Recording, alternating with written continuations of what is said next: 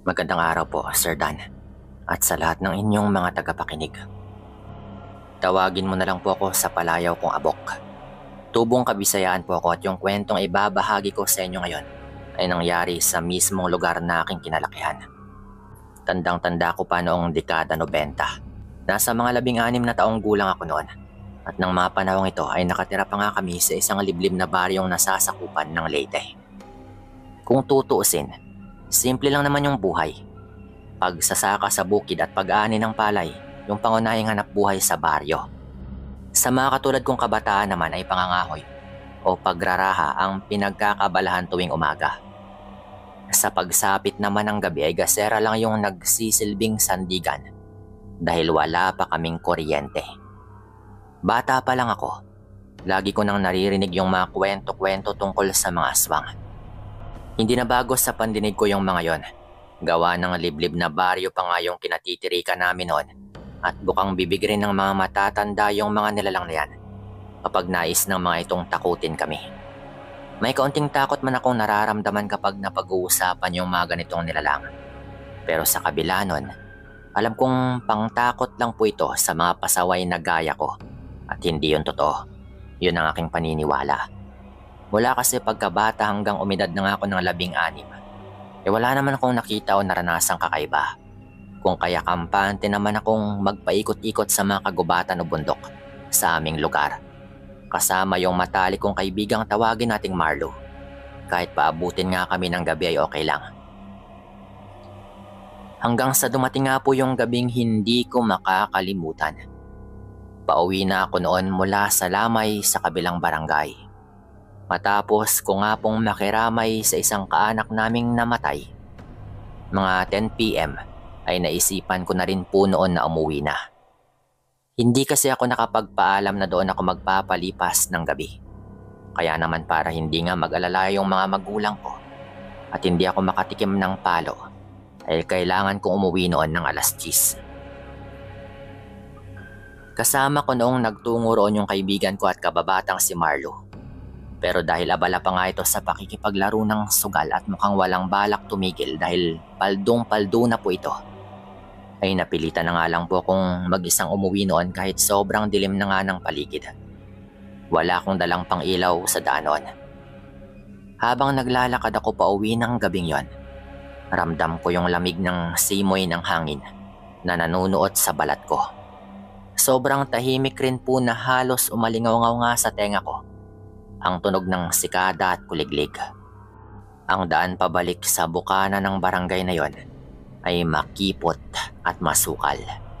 Sa magkabilang gilid naman ay punong-puno ng kahoy na malalapad yung mga dahon. Dahil gasera lang po yung pinagmumula ng liwanag sa lamay kaya nang makalayo na nga rin ako, ay tanging ilaw na lang po ng buwan sa kalangitan na noon ay kalahati lang yung nagsisilbi kong gabay.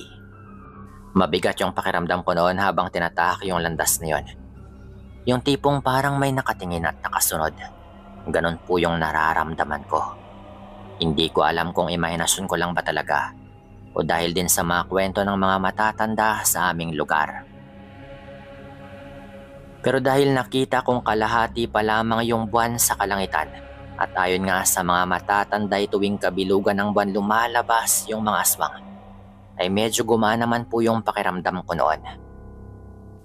Pero bago pa man ako makarating sa may main road, nang dumako nga ako sa parte kung saan may shortcut na daan, diretso mismo sa bungad ng baryo namin ay napahinto nga ako noon at napaisip.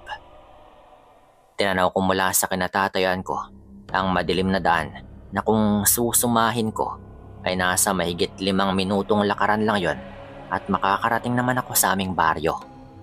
Hindi gaya sa main road na aabutin ako ng siyam-siyam bago makarating doon. Ang pinagkaiba lang, sa main road ay meron kahit papanong mga iilan na mga poste ng ilaw. Kahit magkakalayo, ay at least merong liwanag. Hindi nakakatakot pero matagal rin na lakaran. Proyekto lang po ito noon ng gobyerno kahit yung karamihan naman po sa mga kabahayan lalo na sa aming baryo ay wala pa namang mga linya ng kuryente. Doon po sa shortcut na daan, ang tanging aasahan ko laman ay yung katiting na liwanag ng buwan. Pero kung mamadaliin ko lang yung paglalakad, ay tiyak na makakauwi naman ako agad na hindi ko rin namamalayan. Sa hindi ko maipaliwanag na dahilan noon, ay tinahak nga na aking mga pa yung madilim na shortcut. Yun talaga yung napili ko noon. Nakakatakot man ay buong lakas at buong loob akong naglakad doon. Ngunit hindi pa man ako nakakalayo, ay napatigil ako nang marinig ko yung magkakasunod na kaluskos at mga yabag mula sa aking likuran. Kinabahan ako bigla nang maisip ko na baka aswang na nga yung nasa likuran ko. Akmang tatakbo na nga sana ako nang marinig ko naman na merong tumawag sa aking pangalan. "Bok, sandali, hintay naman." Narinig ko pa nga po noon. Boses po yun ni Marlo. Napabuntong hininga na lang po ako noon para mawala yung kabang unti-unting namumuo sa aking dibdib. Ilang sandali pa ay nakalapit na nga rin po ito. "Ang bilis mong maglakad. Ba't mo naman ako iniwan doon? Buti naabutan pa kita. Tsaka bakit ka dito dumaan?" Magkakasunod pa nga po nitong tanong na halatang hinabol nga po nito ako at nagmadali talaga siya dahil medyo hinihingal pa po ito. "Akala ko kasi hindi ka pa uuwi. Abala ka masyado magsugal eh. Ano, nakarami ka ba?" Tugon ko naman po noon at napapailing na lang. "Hindi ka naman kasi makapaghintay oh. Abay medyo nakarami rin. O heto balato. Dami kong barya na napanalunan eh." Natatawa naman niyang sabi noon sabay dukot ng barya sa kanyang bulsa at iniabot sa akin yung iba. Madami nga siyang pinalalunan noon dahil isang dako talaga yung binigay rin ito sa akin. Dahil doon ay natanggal naman yung kabang aking nararamdaman. Napalitan rin po ito ng tuwa dahil syempre kahit papaano may pera na rin ako. Tinanggap ko nga muna yung barya at ibinulsa bago nga kami nagpatuloy sa paglalakad. "Pero teka, nagbigay ka ba doon sa abuloy? Ba't mo pa dinala dito? Sana doon mo na lang binigay." Tanong ko pa nga noon sa kaibigan ko. "Marami na rin akong binigay doon kaya wag kang mag-alala. Di susunod yung patay sa atin. Kota na nga siya sa baryang inabuloy ko eh." Patawa-tawa pang tugon ni Marlo noon. Natawa na lang din po ako dahil sa kanyang sinabi. Hindi naman namin alam na hindi pala kaluluwa yung sa amin ay susunod. Habang tahimik kaming naglalakad, rinig na rinig ko nga yung mga langit-ngit ng mga tuyong dahon at sanga sa ilalim ng tsinelas namin noon dahil medyo marami nga po doon sa parting yon. Minsan ay kumakaluskos rin po sa gilid ng daan na para bang hayop na gumagala. Pero pag tinutukan naman namin ng tingin ay wala naman. "Naririnig mo ba yon?" Bulong pa nga po ni Marlo noon. Huminto nga siya bigla tumingin sa itaas noon. Kaya naman napahinto na rin po ako at sinundan ko nga siya ng tingin. Napakunot pa nga ako ng noo nang makita kong sa ibabaw ng puno ng nyog ay parang may aninong gumagalaw. Nung una ay hindi ako sigurado kung hayop ba yon. Pero sigurado po ako noon na hindi yon tao. Meron po itong parang mahahabang kamay. Yun bang mas mahaba ng konti sa normal. Parang balingkinitang katawan pero nakayoko. At kahit madilim may ramdam ko na ito ay nakatingin. Nang gumalaw po ito, agaran nga akong napahawa kay Marlo noon. Kitang-kita kong para bang dahan-dahang umunat yung braso ng nilalang na may kakaibang haba. Halos hindi na nga ako makahinga sa kaba nang sumagi sa isipan ko yung nilalang na alam kong isa na nga pong aswang. "Mar, tumakbo na tayo." Sabi ko pa nga po noon dahil na rin sa kaba. Pero bago pa nga kami makatakbo, may narinig kaming malutong na tunog na animoy pakpak na pumapagaspas pero hindi po yon kagaya ng sa ibon. Mabigat po yung pagaspas na yon at malakas rin. Kitang-kita kong nagsipagalawan yung mga dahon ng nyog kung saan nga nakadapo kanina lang yung nilalang na ngayon ay bumaba na nga mula sa itaas. Hindi ko makita ng malinaw yung itsura nito dahil na rin sa dilim.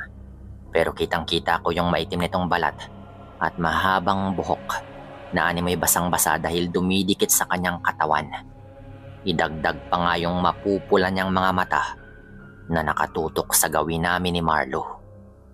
Dahan-dahan kami nitong sinusuyod ng tingin na para bang nakakita ng masarap na pagkain at pinagpipilian kung sino nga ba yung kanyang uunahin. Nang mga oras na ito, ay halos maihinang ako sa salawal dahil sa sobrang takot.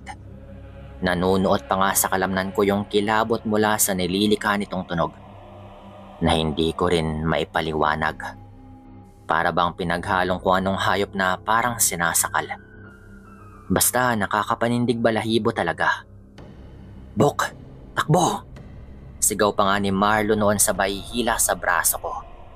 Bago pa nga muling makakilos yung aswang noon, ay tumakbo na nga kami ng mabilis. Halos magkandara pa na nga kami sa sobrang pagmamadali. Ngunit kasabay ng pagtakbo namin noon, ay narinig ko yung pagaspas ng pakpak mula sa likuran. Lalong bumilis yung tibok ng dibdib ko nang mapagtanto na hinahabol nga kami ng aswang na yon. Tumakbo kami ni Marlo sa madilim na daan.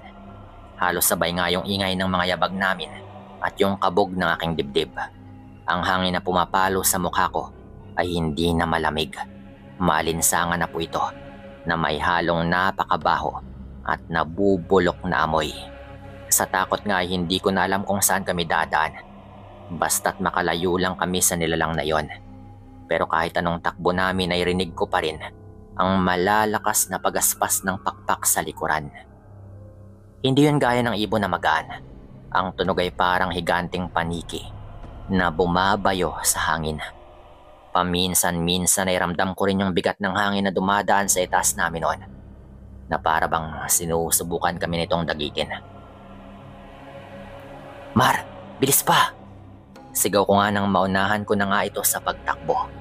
At nakita kong bumubulusok na naman pababa yung aswang na yon.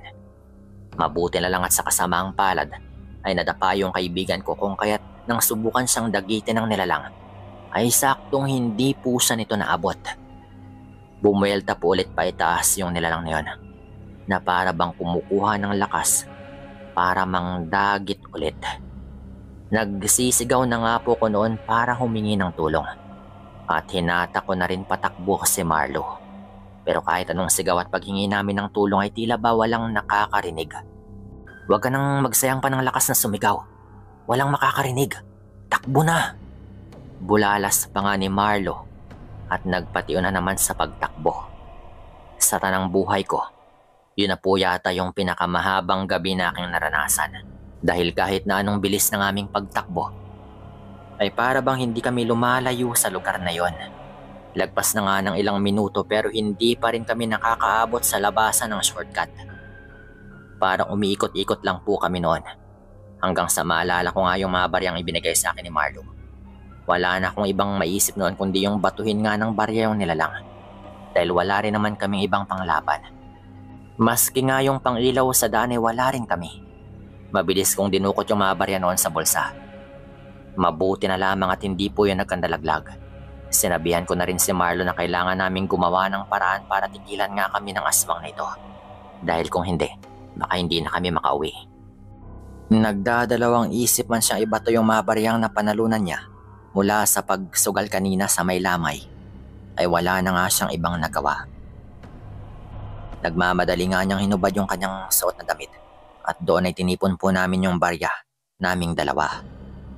Ilang sandali pa ay naririnig na nga namin ulit yung pagaspas ng aswang na yon, na noon ay aatake na naman. Doon nga ay lakas loob namin itong hinarap at inabangan. Nang ilang dipa na lamang po yung layo ng nilalang mula sa amin ni Marlo, ay buong lakas po at buong loob namin itong pinagbabato ng barya. Nang natamaan nga ito ay laking gulat ko nang biglang umangil sa pagkalakas-lakas yung aswang na yon. Mabilis rin po itong umatras pagkatapos niyang gawin yon. Kitang-kita kong naapektuhan po ito sa pagtama ng mga barya sa kanya. Kung kaya naman kinuha nga po namin yung pagkakataong yon at kami naman po yung sumugod sa nilalang na ngayon ay tila naganyong paniki na talaga at lumilipad na papalayo. "Tama na yan, Mar. Tara na, takbo na at baka balikan pa tayo niyan." Awat ko pa nga sa kaibigan ko na noon ay gigil na gigil pa rin pinagbabato yung nilalang. Hindi na po ito sumagot pa at mabilis na lamang na hinablot yung kanyang damit na suot. Tumakbo na nga po ulit kami noon at patungo sa direksyon kung nasaan yung baryong kinatitirhan namin. At sa maniwala man po kayo o hindi mga kaswang, wala pang ilang minuto ay nakalabas na rin po kami doon. Takang-taka po talaga ako kung paano ito nangyari. Gayong kanina ay halos magpaikot-ikot na nga po kami pero hindi kami makalabas doon. Pero nung pinagbabato nga po namin ito ay parang umepekto yun sa kanya. At sa wakas ay nakalabas na nga po kami doon sa shortcut. Kinabukasan nga matapos ng gabing yon, nasagot rin po lahat ng aking pagtataka. At ayon nga sa mga matatanda, ginamitan daw kami ng sambulag ng aswang na yun para hindi agad makaalis sa shortcut at para wala ring makarinig sa aming mga sigaw. Mabuti na lang daw at gumawa rin kami ng paraan upang makalaban sa kanya. Matapos naman po ng pangyayaring yon, ay hindi na rin naman ito nasundan. Kaya maswerte na lang po kaming dalawa at hindi kami napahamak. Ito po yung aming kwento. Maraming salamat po sa pakikinig.